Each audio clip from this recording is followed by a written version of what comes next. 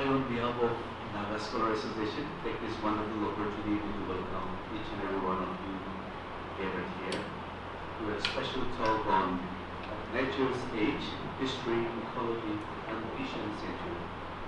Well, this afternoon we are extremely privileged to have Professor Mahesh Rangarajan, who actually needs no introduction.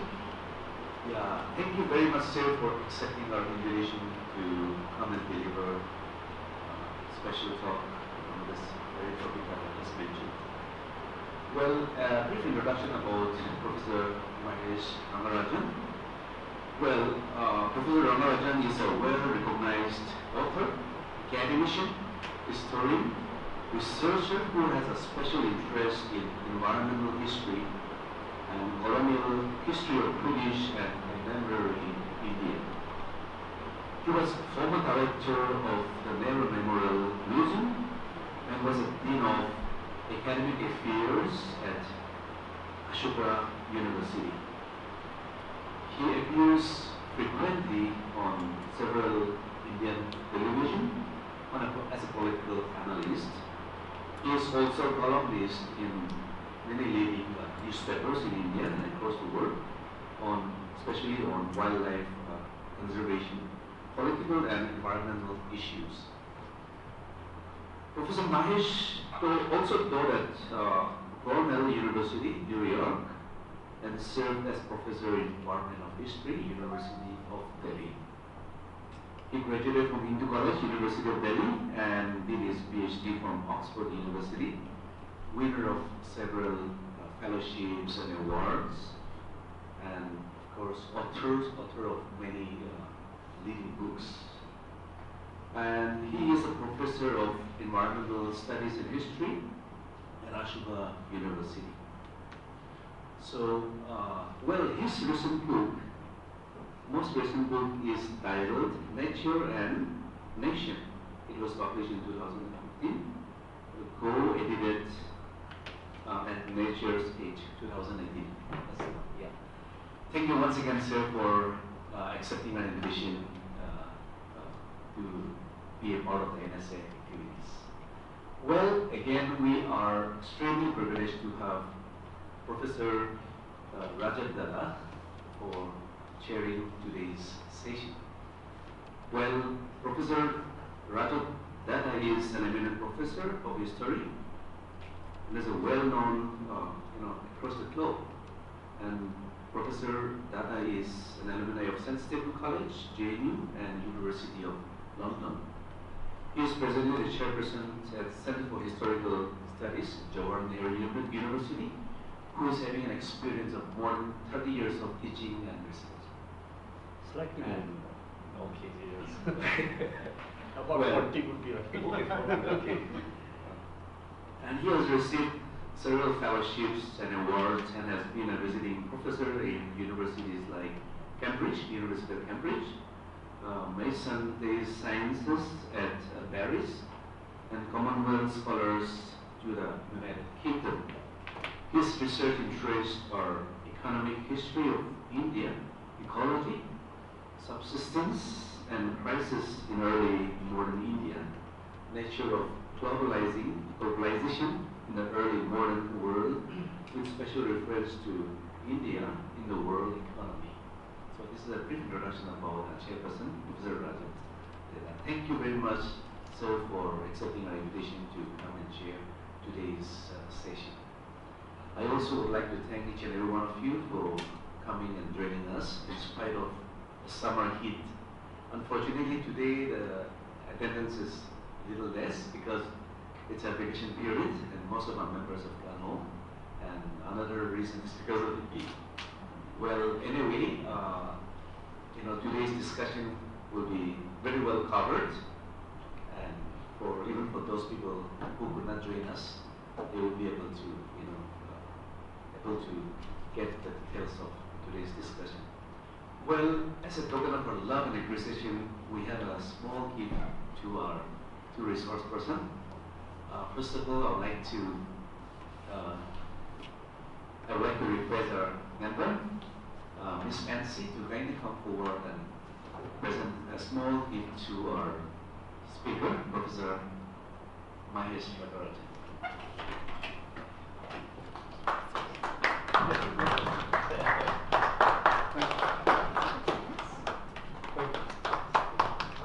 I would like to request Professor. Oh, that's very nice. I won't be getting We're words. gonna love to visit the Nala Scholar. All right.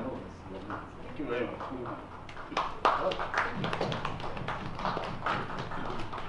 Thank you once again. With this, now I give the rest of the time to our chairperson. And thank you very much. Thank you very much for inviting me to chair this talk.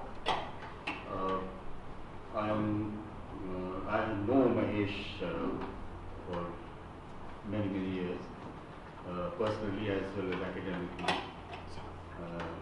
Though I do a different kind of history, but I guess all of us are interested in certain common questions, and we tend to reach answers on the basis of different ways of looking at the historical process. So he is an environmental historian, though he might disagree with me, but ultimately we are all social historians, because at the end of the day we answer social questions about human beings, about people.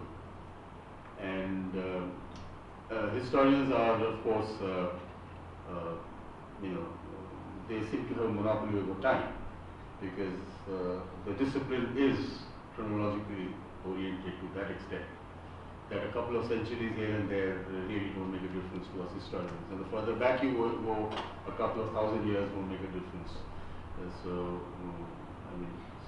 When we talk of the long century or we talk of the Asian century, then obviously what we are talking about are various interrelated developments, clusters of developments which may actually not span an entire century, but certainly have very critical bearing on the making of a certain phase in human history. And well, as I said, I am not the one who's going to be giving the lecture. So with that very short entry point, I leave the floor open for Professor Mahesh Rangarajan, and then at the end, when I have to sum up or make some intelligible comments, I'll try to. But for the time being, Mahesh, the floor is yours. Thank you, Professor Datta, and firstly, deeply touched and moved by the fact the Naga Scholars Association has given me this privilege. I also want to commend my colleagues who pursued me for months. As Dean of Academic Affairs, I made the somewhat long journey daily from the edge of the Yamuna, where I live in Mayur Vihar, all the way to Sonipat. And after you do that 4 or 5 days a week, and you work in the university, it doesn't leave you very much energy to share your thoughts with a serious audience. So it's a privilege. It's also lovely to come to JNU. It's one of the last parts of the Aravali's outside the protected areas of the ridge, which retains its original character in terms of its landscape and also its fauna and flora. So the inhabitants of JNU include various animals, birds and plants, which are extremely rare now in this vast expanding city. I'm especially struck by something Professor Datta began with, where he said that we, as historians, answer questions about people. We pose questions about people. History is the study of the past, seen from the viewpoint of the present, with an eye, one would hope, to a betterment of the human condition in the future. In a very interesting book on Germany, David Blackburn responded to a very famous American book called Thinking Like a Monk. It was a very fine book from the American ecologist Aldo Leopold. And his biographer said that Aldo Leopold taught people how to think like a monk. Leopold wrote very movingly, it's only the mountain which has lived long enough to know what it feels like to hear the howl of a wolf. And Blackburn disagreed. He said, I'm going to write a book about rivers. But I can't write about what the river did, because I'll never know what the river did, unless I know what people recorded about what the river did. Some records in geological time are available to us. But what we are more concerned about is what people thought, not just about the river, but each other. So the ways in which we remake the world have implications for nature in the largest sense of the word. Not just about plants and animals and flowers and beasts and birds and reptiles, but about much more fundamental elements of nature. You all may have seen the cover of Time magazine last week.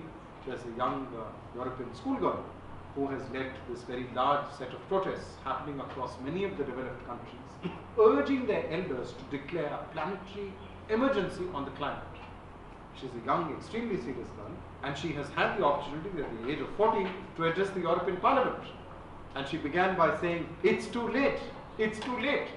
And for once they weren't clapping, they were waiting and listening. You may also have looked at recent reports, and these reports continue, about assessments by ecologists, about the scale of extinctions we are living through. Extinctions are not new on this planet. Everybody here in the last 20 years would have seen one or the other versions of the film Jurassic Park, but it's only a film. And the extinctions which they show in Jurassic Park were natural. The dinosaurs died out for natural reasons. That's not the kind of extinction we are living through now. We are living through a great scale of dying of species, in which human actions are a very major driving force. There are other changes which we think about much less, but which will affect us very much. We were just debating the recent elections in India, and I'm sure you have followed events in China last few years. Xi Jinping has been given an extension beyond the second term. But whoever rules India or whoever rules China, one of the great issues that will occupy will be the future of their nation states in terms of water.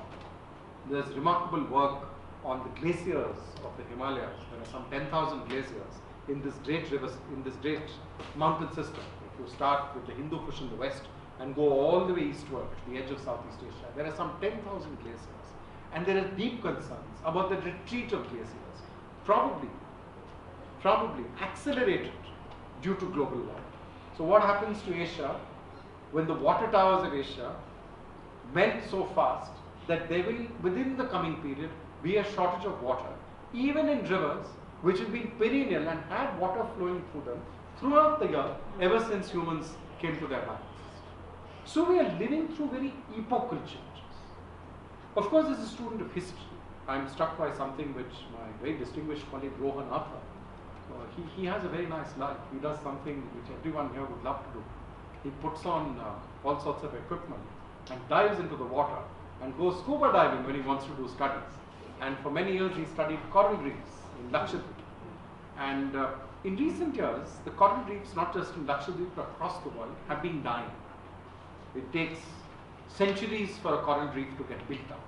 And they are dying rapidly because the chemical structure or the chemical composition of the water is changing. And this again is related to human-driven changes.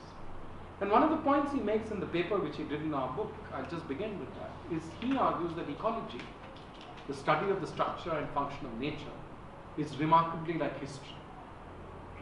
It's not just a science of description, it's a description which contains within itself an explanation. It tries not only to ask what happened and when it happened, it also tries to figure out why it happened. However, he says ecology, like history, can't do one thing. It can't predict the future. It can guide us to think about the future. So it's not a science of absolute prediction. We should be very careful about this. But knowing about the past is useful. And I want to just pinpoint two things before I get into some stories, which is that along with these large epochal, ecological and environmental changes, possibly changes in the climate pattern happening faster than ever before, changes in terms of not just the extinction of species, but probably the degradation and destruction of large ecological systems. There's a recent book by Václav Smil where he does a lot of mathematics, and he comes up with a very astonishing figure. He argues that in the last 3 centuries, something like 300,000 great whales have been killed in the oceans of the world. Now, the elimination of these great whales, no whale has become extinct as a species, but their numbers are so reduced that it must have huge consequences for the ecological systems of the oceans. Now this is very important. Every time you take a breath of air, please remember 60% of the oxygen in Earth comes from phytoplankton in the sea. So we are all connected in many ways to this living planet. The living things, the non-living things are constantly interacting. But look at 2 or 3 very interesting political and economic changes which may help us begin to understand why humans are having such a big impact and why those impacts in Asia are important beyond the borders of Asia. One, which all of you are aware, is the end of the era of imperial and colonial rule and the emergence of many new nation states on Earth. Eric Hobsbawm was a remarkable historian in many ways, and one of the ways he was remarkable is that he lived almost to be 100 years old. I think he died at the age of 94. So in the recent biography, we are told that when Hobsbawm was born, he knew people who remembered the era when the world was divided into empires. And if you look just about 100 years ago, in 1940, there were just 50 nation states on Earth. Today there are 200. Not only are these new nation states in many ways, or old nation states which are members of the community of nations, they are all equal to each other. If you went to the United Nations General Assembly, Lesotho has the same number of votes as the United States. India has the same number of votes as Seychelles. Burkina Faso has the same number of votes as Egypt. But I'm sure from the examples you've deduced that these countries are not equal, except in juridical terms. They're not equal in terms of their size, they're not equal in terms of their resources, they're not equal in terms of their population, and they're definitely not equal in terms of their economic capability. This takes us to the second major transformation.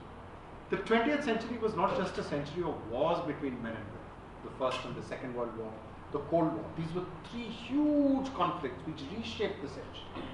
They were also a century in which states began consciously to compete with each other to become richer. One of the very important figures in the 20th century was the dictator of the Soviet Union, Joseph Stalin, and he gave a very famous speech to the Central Committee of the Communist Party in 1934, in which he said, and he was talking of the advanced countries, he said, either we catch up, or they will destroy us, unquote. And he was not referring to the size of the army. He was not referring to the size of the population. He was referring to the 5-year plan. He was arguing that unless we produce more steel, more iron, more wheat, more coal, we will go under. But in a sense, what he was saying in extremely clear terms drives the agenda of the leaders of these 200 nation states. The idea that the size of your economy is critical to your political weight is very important for different countries and societies, no matter what their ideological color. The third is something all of you are familiar with. Between 1900 and 2000, the economy of the world expanded 14-fold. But the population of the world also grew 4-fold. So there are more people living on the planet than ever before. There are more bits and squares of nation states than ever before. And we're not only creating much more wealth than ever before, we're also generating much more waste than ever before. Think of something very simple. 2 things which everyone in this room would have done. One is to use a form of transport powered by fossil fuels. Till the 19th century, transport relied on human muscle power or animal muscle power or the water or the wind. This transformation to fossil fuels has brought huge advantages for all of us. Imagine for a moment if the fans and lights were not here, and how we would be 1 hour later, right? We'd be, trying to fan ourselves in this way. But this huge creation of wealth has come with new forms of waste. We had a very learned Prime Minister in India for 10 years, Dr. Manmohan Singh. And Dr. Manmohan Singh once in a controversy said, coal doesn't grow on trees. You remember? Actually, he was incorrect. Coal is trees. Because coal, as you know, is the fossilized remains of the dinosaurs and plants of the Mesozoic and Jurassic age. Punch had put this very nicely. They had one dinosaur talking to the other, And one dinosaur said to the other, do you know what comes after death? And the other said, I know, it's petroleum.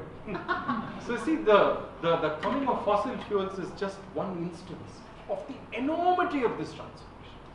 Next time you eat anything, chola bhatura, hamburger, beef steak, aloo bun, think of something very important in all plant matter, nitrogen. And if there's one great transformation in the last 100 years, which has probably changed our lives, it's the fact that two Germans, Haber and Bosch, they helped to synthesize ammonia. I'm sure you've all got memories of ammonia. It's a very stinky thing, we have to make it in the lab in school. This synthesis of ammonia was critical to the coming of nitrogen-based fertilizers. Nitrogen-based fertilizers have helped boost food yields across the world. Initially in a few countries in the 1920s and 30s, and by the end of the century and today, virtually every country in the world uses urea, the most widely used form of nitrogen fertilizer, to boost yields. The Chinese and Indian story is to a large extent the story of how they managed to produce nitrogen-based fertilizers, popularize them and use them. But look at the impacts of these two changes. The use of fossil fuels, coal, oil, has a lot to do with the environmental changes which may be heating the planet faster than is good enough for life as we know it. Life will survive, but it won't be very good for life as we know it. The use of nitrogenous fertilizers has led to huge amounts of the nitrogen leaching into the groundwater, flowing as spill-off into the streams, the rivers and the oceans. And across the world, there are huge water bodies which are biologically dead.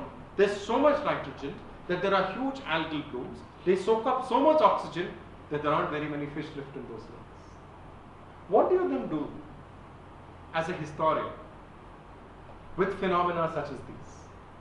There's a phrase used by Boris Pasternak in Dr. Zhivago, very famous film, if you haven't seen it, you see it. It's a lovely phrase. It's called the consequences of the consequences. What about unintended consequences? So there are intended consequences. The use of fossil fuel, the use of nitrogen. There are unintended consequences. But then there are the consequences of the consequences. So the issues of ecology confront us with larger philosophical questions, which I can't go into today. Much of this struggle for equality of nations, the struggle for peace, the struggle for justice of people of different races, different classes, different creeds, different colors, different sexual orientations is what the stuff of history is. What happens if you take that notion of equality and ask, can it extend beyond humans to non-human entities? What happens if your notion of peace extends not just to the present generations but to the future? And here we should not forget, since we're talking about war, peace and ecology, that the first and so far the second and so far the only users of the atomic weapon against an unarmed civilian population. There's a frightening book called Nagasaki. Please read it. It's by a scholar who has interviewed 70 survivors of Nagasaki. Most of the people interviewed are very old. They will not be here for very long. And they do something ghastly. They go to schools, they take off part of their clothes and show the scars they're wearing. But those are the scars they are wearing. What about the scars of the radioactivity released by those use of those weapons in the environment around? So I think that we are living at a very important epoch where the quest for equality, peace and justice has to go beyond the human. It has to include not only non-human living things, it has to ask, what kind of footprint do we individually or societally want to leave? And if the kind of footprint we leave on the earth makes it unlivable, uninhabitable, or less livable, or less habitable, or more dangerous and more hazardous for the future, then do we need to rethink our notions of equality and justice? Now it's possible to have this conversation and get really gloomy. There are a lot of books written on the subject. In the 1940s, there were two Americans, Osborne and Osborne. They wrote a book called Our Plundered Planet. There's a more recent book by McCabe called The End of Nature. There are many such books. I want to make a different kind of argument, which we've tried to make in our book at Nature's End, which is that to a large extent, You can't look at the issue of nature without looking at human societies and politics. And one of the very interesting features about the politics of the 20th century is that even when they didn't use terms like environment and ecology, they were engaging with the question of nature. Let me take you to a more interesting scene, which is less gloomy than the things I'm talking about. In 1972, the President of the United States did something no leader of the US had ever done. He boarded a plane and flew to a country whose government the United States did not recognize. His plane landed in Shanghai, he got into another plane and he took him to Beijing. And in the Forbidden City, President Nixon met with Chairman Mao and was then taken to the talks with Premier Zhou Enlai, and they went into a great banquet. Something very interesting happened at the banquet. It wouldn't happen today.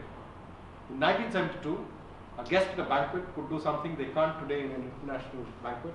You could light a cigarette. And Patricia Nixon lit up a cigarette.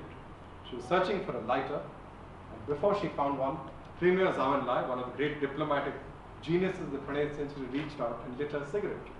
Mrs. Nixon looked at the lighter and said, "Pandas, how lovely." And Premier Zhou said, "Don't you know, we are about to gift 2 giant pandas to the children of the United States?" Margaret Macmillan, who wrote a book called Mao Meets Nixon, The Week That Changed the World, writes that Patricia Nixon got so excited she dropped the cigarette. She got up and clapped and said that Premier Zhou has said that China is going to give 2 giant pandas to the children of the United States. So we raise a toast.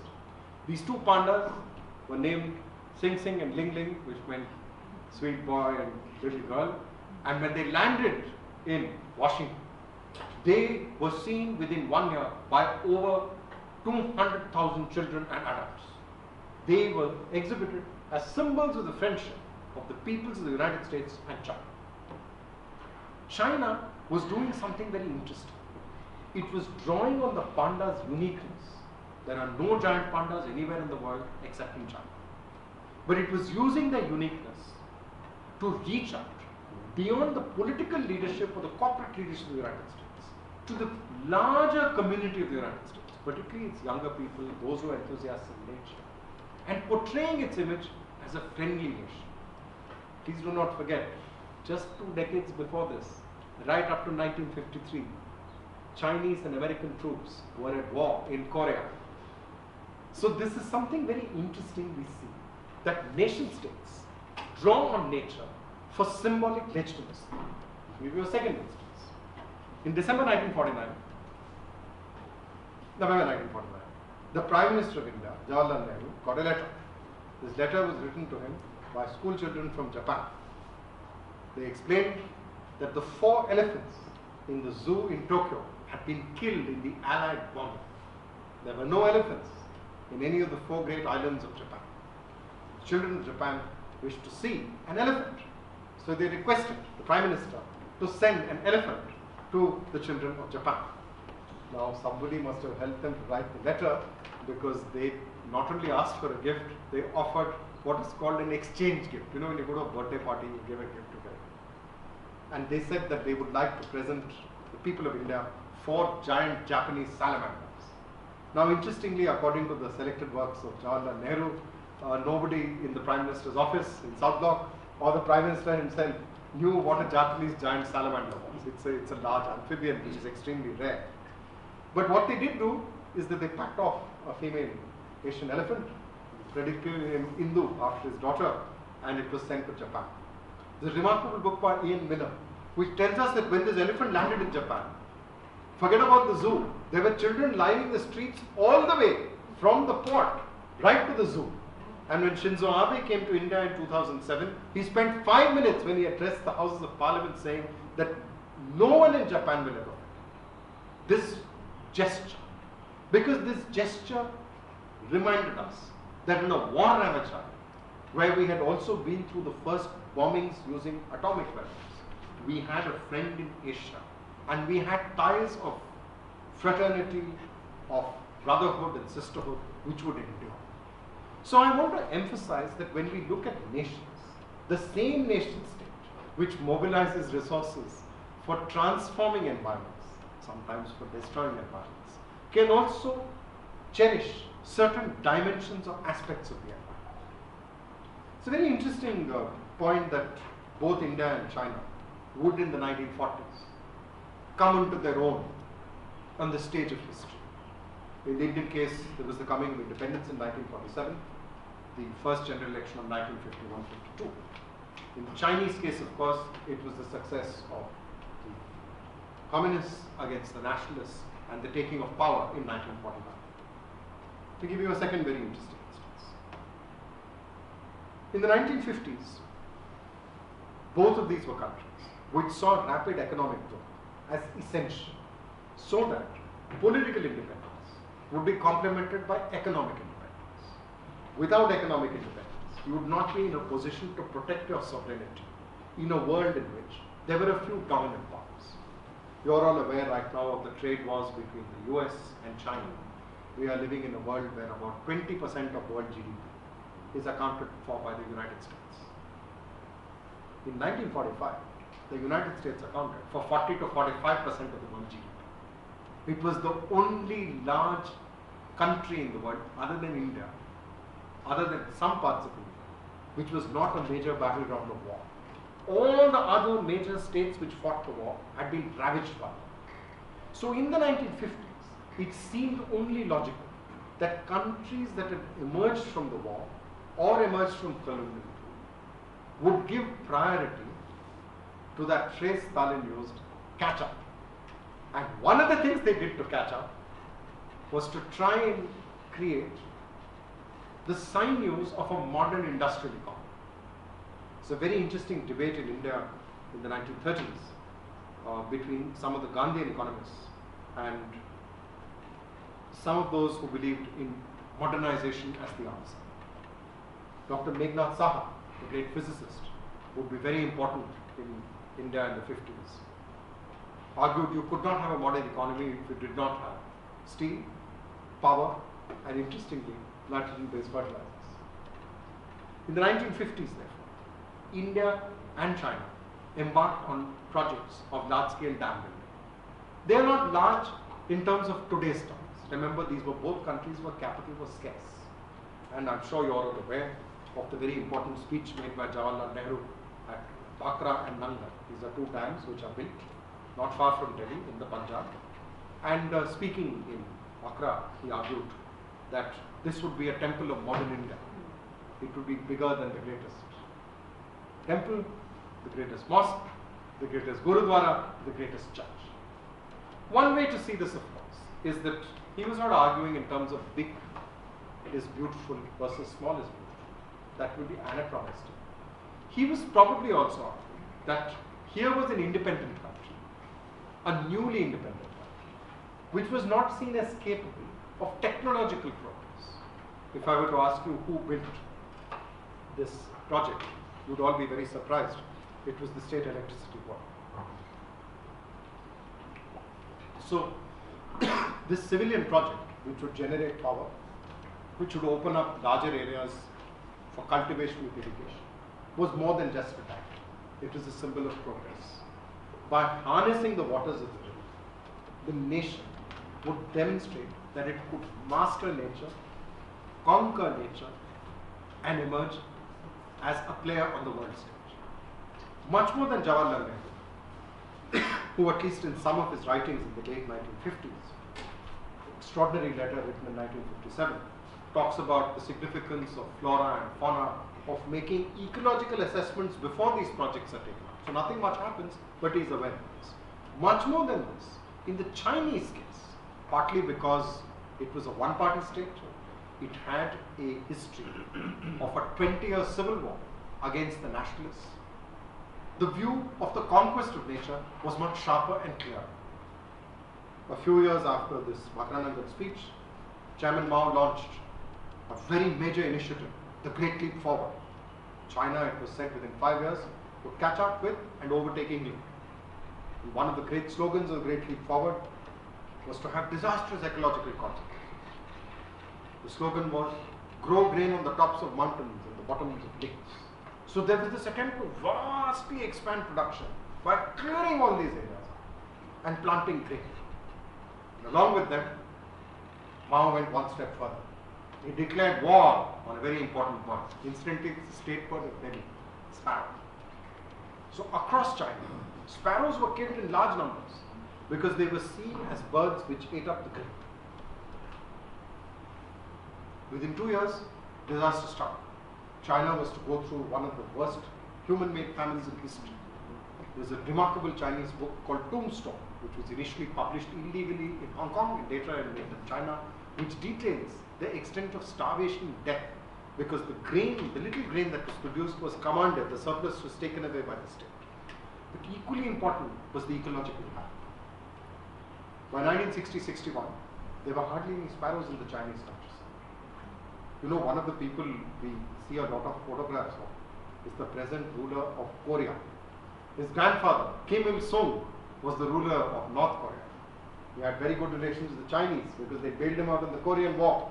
He wrote a very cheeky letter to Mao Zedong. He said, "Dear Comrade Chairman, it has come to our notice that there are very few sparrows left in the Chinese countryside. As fraternal comrades and brothers and sisters of the Chinese Revolution, we offer you several baskets of live sparrows which will be taken into the Chinese countryside and released." Now he doesn't say it, but Kim Il-sung had a slightly better understanding of the ecological function of sparrows. While it is true that adult sparrows eat grain, young sparrows are strictly non-vegetarian, and like all young birds, they eat 3 to 4 times their own weight in a day. So there's a lot of work of economic ornithologists calculating whether sparrows, when they are young, eat far more insects which indirectly help grain growing than the grain that they destroy by eating. Anyway, there's no reply recorded by Chairman Mao to this letter.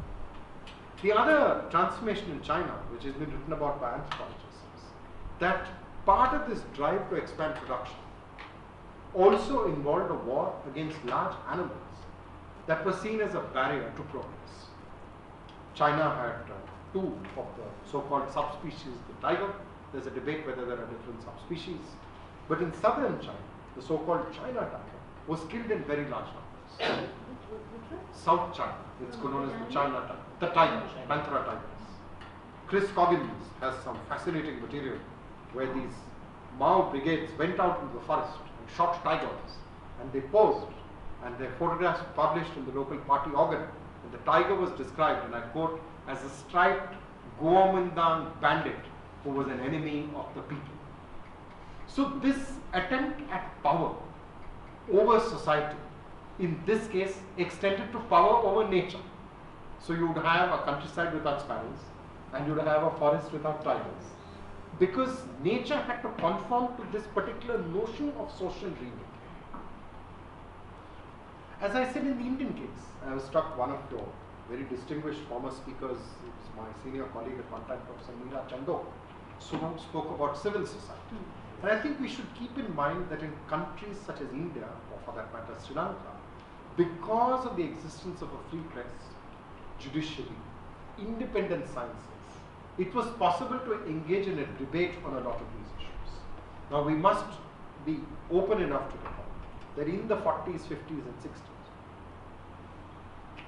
in the post-war world, many of the practices of the Second World War of pushing back nature in order to enable progress, those same ideas were carried through with much greater force and fire.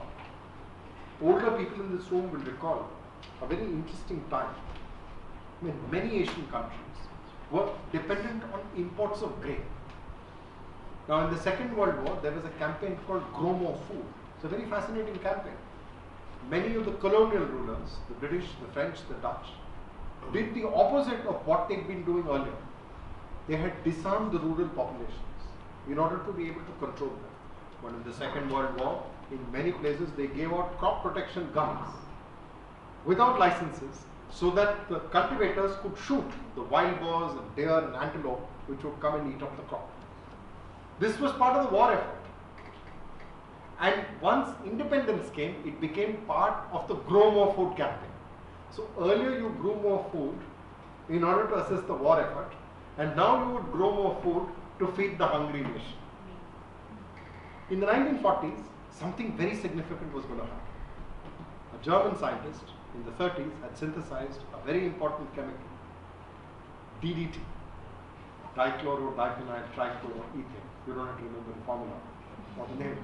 This is it's a very important compound of chlorine, hydrogen and carbon. And it was used extensively in the war because wars involve large numbers of men moving around. And one of the things which happens to men if they live in close quarters for long periods of time is that lice make their appearance.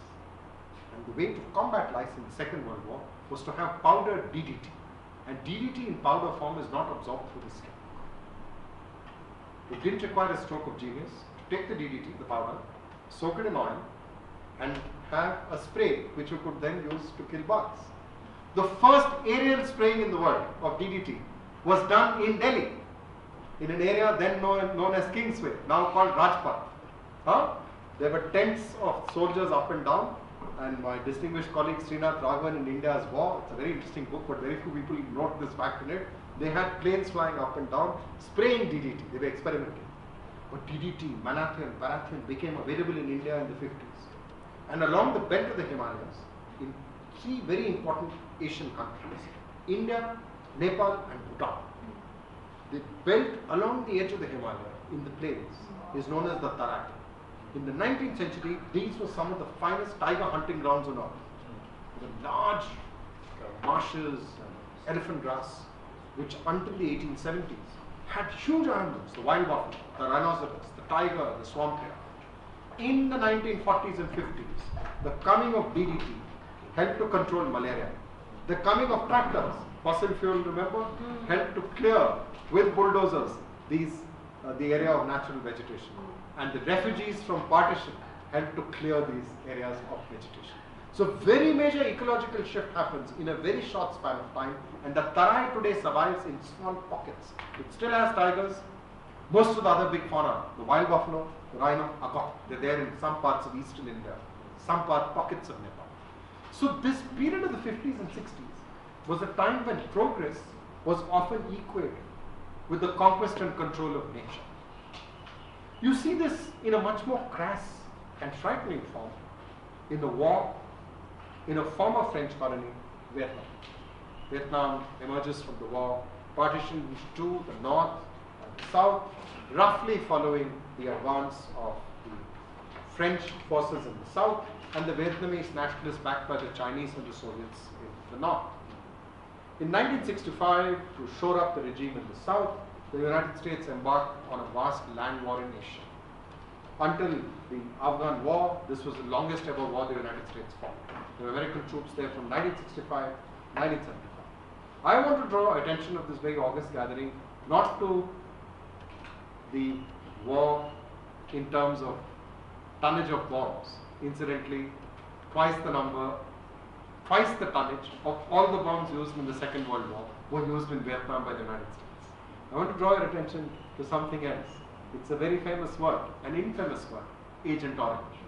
In the late 1960s, to combat the Viet Minh guerrillas who used the forests of the Ho Chi Minh Trail, which snakes down the spine of Vietnam, sometimes goes into Laos and Cambodia. In order to contain and control, the US Air Force used a new chemical called Agent Orange. This was a defoliant. So if you sprayed lots of Agent Orange, the trees would drop their leaves. The theory was the guerrillas would not have cover and you could see them and shoot them or bomb them. 10 to 12% of Vietnam, 10 to 12% was sprayed with defoliants. Many of the US Air Force pilots later in life suffer crippling diseases because remember that dioxin, malathion, paraffin and Agent Orange they were spraying also got into their bodies. And they went to the US Supreme Court and this was a very important case which was settled and they were paid huge damages. However, despite the fact that in the wake of the end of the Cold War, Vietnam and China are trade partners, presidents as diverse as Bill Clinton and Trump have reached out with a hand of friendship to Vietnam, there has been no such redress for the Vietnamese who were affected by Agent Orange. Because the Agent Orange not only was deposited on the bark, the leaves, and the branches and the twigs, it also went into the soil and the water. How do we spell that? Agent Orange. Agent Orange. O-R-A-N-G. Well, you know, when they make such a deadly pesticide, sometimes they give it a very nice name. And I think that the Agent Orange story it was significant enough that if you look at the Non-Aligned Summit in Lusaka in 1970, it's a very famous speech of the Indian Prime Minister Indira Gandhi at Stockholm, where she talked about the human environment. 2 years before that, in 1970, and this was a very somber moment in the Lusaka gathering, she talked about the use of chemical defoliants in war, which are a threat not only to humans, but to the entire cycle of life. So, you know my phrase I was saying about the consequences of the consequences. So what happens when you introduce substances into the natural system, which nature has no way of breaking down? And it's important that this period of the late 60s and early 70s across the world was not only a time of political art, it was also a time of environmental awakening. The political upheavals are known to all. We were just discussing before we began formal proceedings how in 1966 India's first woman Prime Minister was engaged in talks with the Naga underground, and Forum and others were trying to broker a peace. But please remember, the late 60s are a time of enormous turmoil across the world. In Vietnam, the Viet Minh launched the Tet Offensive. 1968 was the year of the great student awakening and protest. 10 million people, you know, marching the streets of Paris. It was the year of the Black Power salute by 3 African Americans in the Mexico Olympics. It was a year of great turmoil and assassination in states, and saw its majority reduced in the House. 1968 was the time of the Naxalbari uprising, and so on and so on. But this period of the late 60s and early 70s is also a time of environmental awakening. In 1970, Barry Commoner, professor in St. Louis and later to be at New York, was featured on the cover of Time magazine. And Time magazine called him professor with a class of millions. And one of the major issues that Commoner took up was the use of defoliants in Vietnam. And he came up with a very interesting aphorism. It's so simple that when I say it, you will say, hey, what's so great about it? There were 2, there were 4, but I'll just quote 2. The first, he said there's a law of ecology. Everything goes somewhere. Everything goes somewhere. To change it and say there's no such thing as waste. And the other was an equally simple law. It said all things are interconnected. So if all things are interconnected and everything goes somewhere, it means that there is a level of interdependence of the peoples of the earth and the various living beings of the earth on each other. And not just on each other, but on the systems of renewal and repair that keep the earth a living space. In 1969, this became evident to anyone who could look at a photograph. The most famous photograph of planet Earth ever was taken by Apollo 7. And what did it show? It showed in the immensity of the darkness of space a planet which was blue and green in color. So this notion, only one Earth, was very important when the first UN conference on the human environment took place in Stockholm. Barbara Ward and Rennie Dubois, their book came out in time for the conference, and it was called Only One Earth. And I've already told you what photo was on the cover. But how can you think of only one Earth when there are such great disparities between nations and states, and such great disparities within nations and states? One of the very fine historians of our time has just done a book, Professor Deepesh Chakrabarty. He has done many books on the working class, on the Enlightenment, on Europe, on Asia. And this book, among other writings, argues compellingly that we need to think of history today in a new way. We need to think of history vis-a-vis the earth, the history of humanity. So the old history, this is a very complex argument, and I'm being unfair to him by caricaturing it, so my apologies, is that we need to do a new kind of history which looks at humanity as a whole. And no one can disagree with this in spirit. However, this doesn't mean we give up the old kind of history. After all, the economic clout or the ecological footprint of different nations, different states, different classes different peoples is uneven. It's not only uneven, the disparities, if anything, have widened in the recent past. I refer to the period after the Second World War. So you go through two very major phases. 1945 to 73 is a time of cheap energy, of unprecedented global economic expansion across the world. There are some ups and downs in different countries. It's a period of peace after two great world wars. It's a period of cheap energy fueling all these new technologies which are diffusing. The period post 1973 was to be very different. But I think broadly speaking, many scholars would say that in the post-Cold War world, post-1990, Asia has become central in the process of economic growth in the world. So if you look at greenhouse gas emissions, total greenhouse gas emissions, a few years ago, China surpassed the United States. If you look at rates of economic growth, the rates of economic growth in many Asian countries, admitted they are starting from a lower base, are much higher than that of the more developed countries. We then face a very interesting paradox. If the 20th century was about the attainment of independence for many Asian societies or nations, in the 21st century, will they, in the quest for economic capability, clout and strength, do great damage, not only to their own ecological milieu and landscapes, but will they also have consequences for the world as a whole? Now I must caution here with one very important point. There is a remarkable book written about the US impact on the tropical world. I'll only tell you the title. It's by Richard Tucker. He wrote a big book, it's almost 1,000 pages. It sold very well. But the publisher said, Professor Tucker, 1,000 pages is very long. Can you do it in 200? And he did. And they both have the same title. It's called Insatiable Appetite. One of the chapters is on something very important to all of us, rubber. Rubber was very crucial for those vehicles. Remember the four-wheel vehicles, fossil fuel? Well, rubber had to come from the rubber plant. Rubber plant grew in the Amazon. There's a remarkable historian called Warren Dean. He was killed in an automobile accident, very tragic.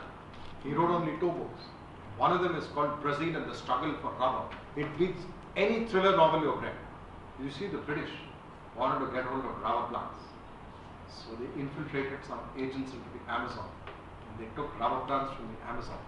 They transported them across several oceans to Malaya. And they grew them in Malaya. They cleared the rainforests and they grew rubber. And for many years, rubber and Malaya went together. So in the 1970s, when I studied in St. Columbus School, we had a very strict professor, a teacher called Brother Joseph Morrissey.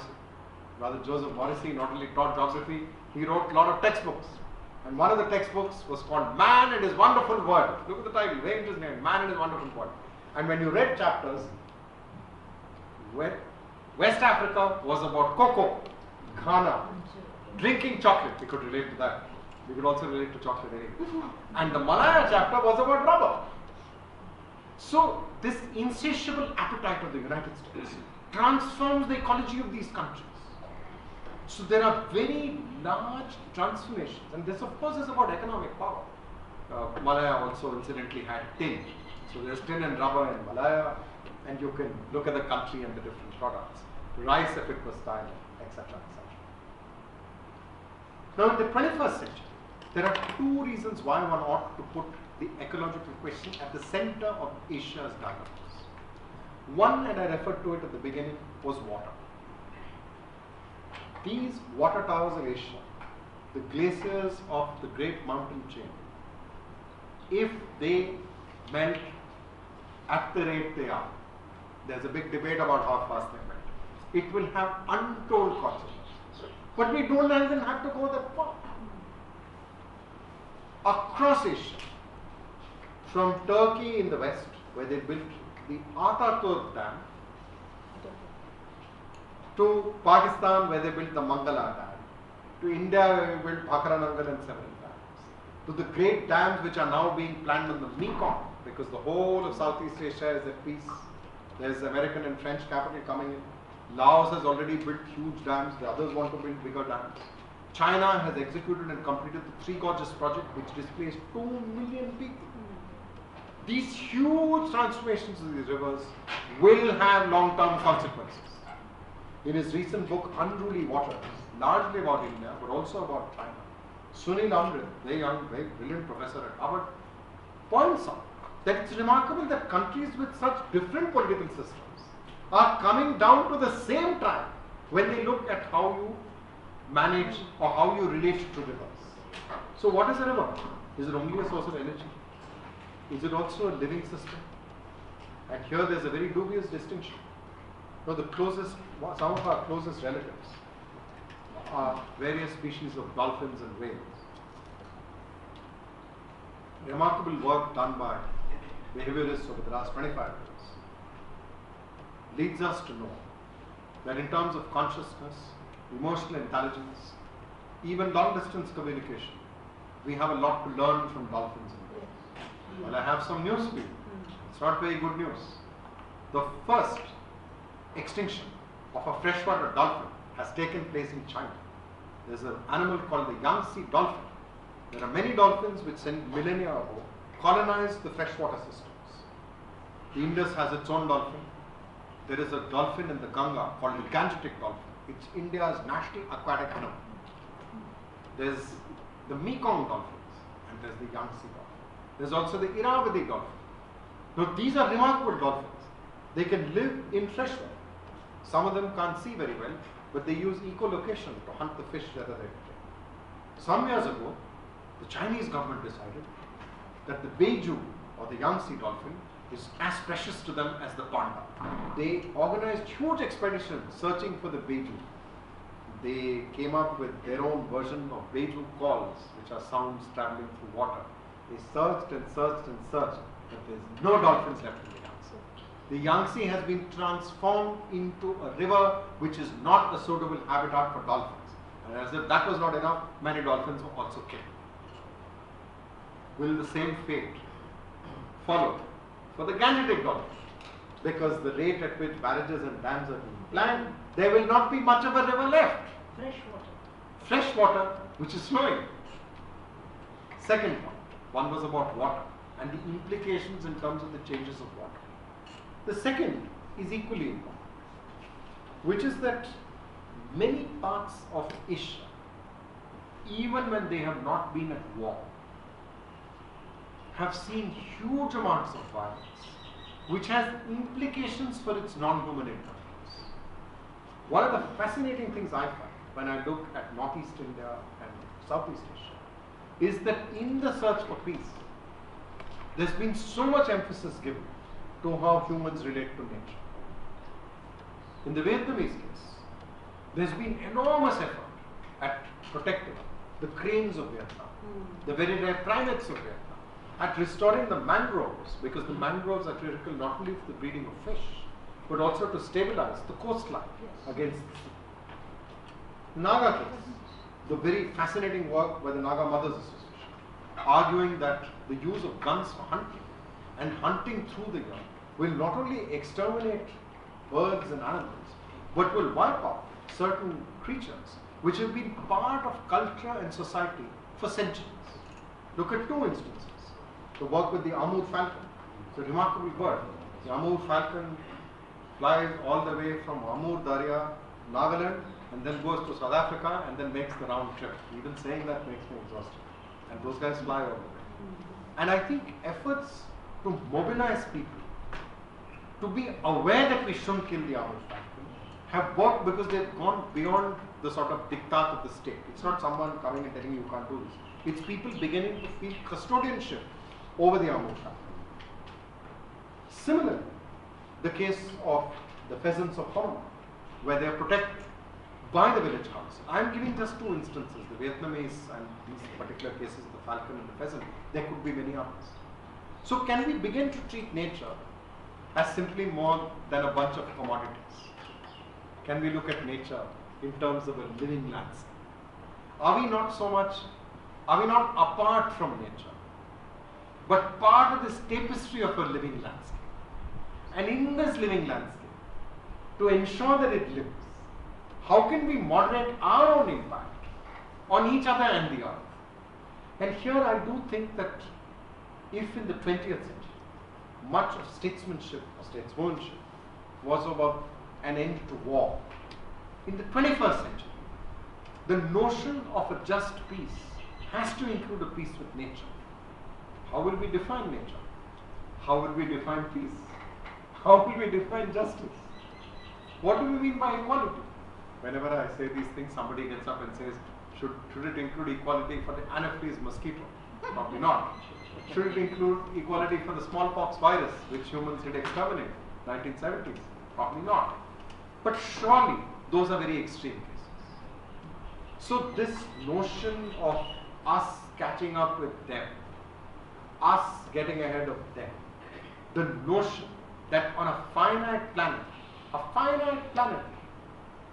which has limited capacity to absorb these toxic substances, radioactive substances, without those systems of repair and renewal breaking down, how will we move towards attaining that? So much of this work on the Asian century is about growth rates, it's about political systems, it's about economic systems, it's about war, it's about peace, but it should also be about justice, it should also be about equality. And notions of peace, justice, equality in the Asian century may help us bridge the gap between history and ecology and remind us that we are not just at nature's edge. We may be at nature's edge, but nature is central to whatever we are and will be. Thank you.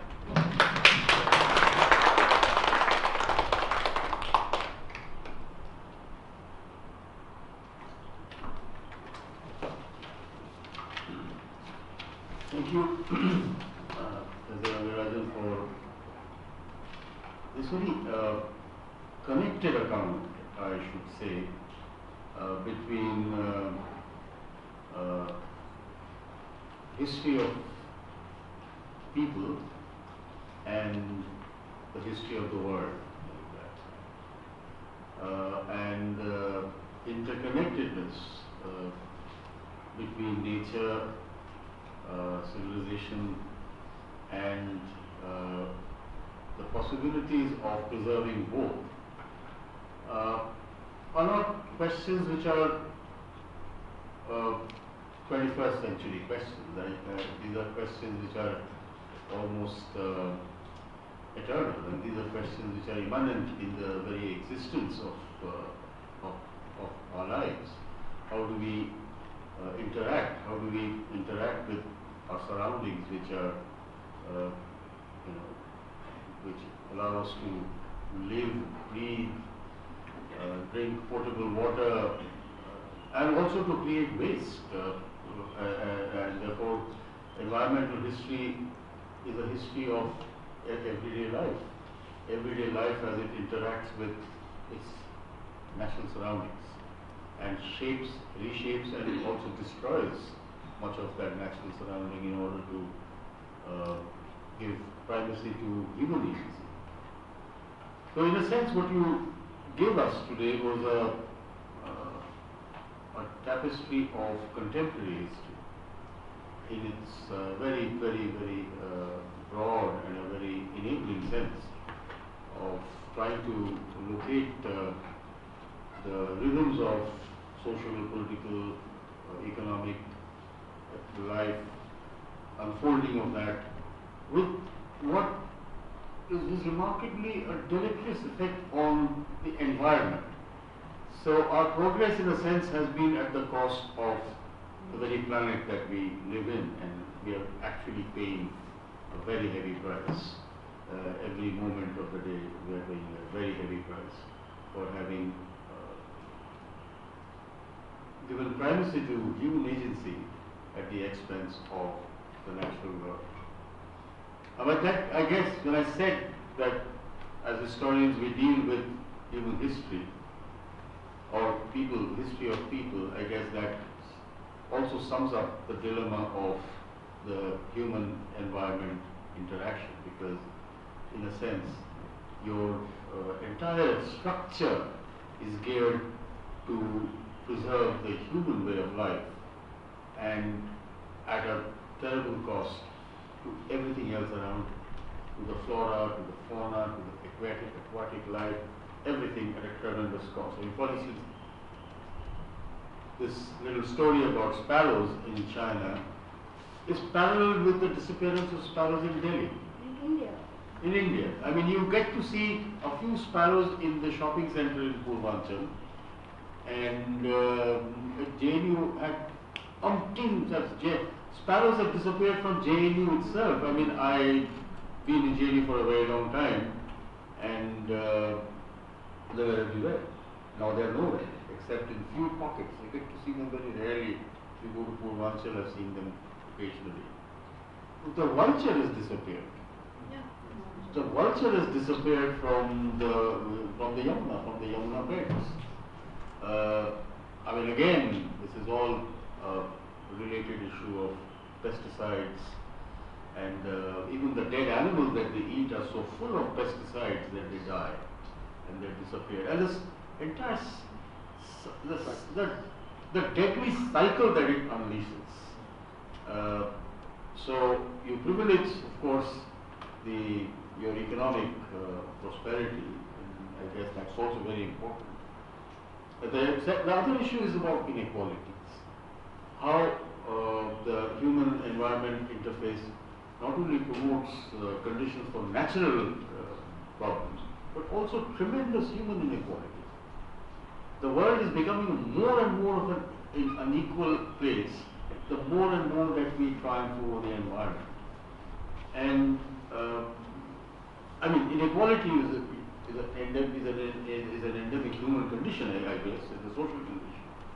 But there are ways of modern inequalities which are so vicious, both socially as well as environmentally. The histories of marginalization, the histories of deprivation, the histories of destruction of forests and a life centered around forests, the marginalization of entire forest communities through the spread of sedentarized agriculture and so on and so forth. So I don't know, I mean, in the sense when I'm a historian who works on the 17th and 18th centuries, and so when you look up and down the centuries, sometimes I wonder, you know, which century is worse than the other, because every century has its own history of oppressions and disasters. But I think the 21st century should take the cake for the most unmitigated disaster environmentally. So thank you very much for this very enormous range of issues that you have raised, and I guess there will be many questions, and you know, the people might want to ask clarifications. So please, the questions, comments.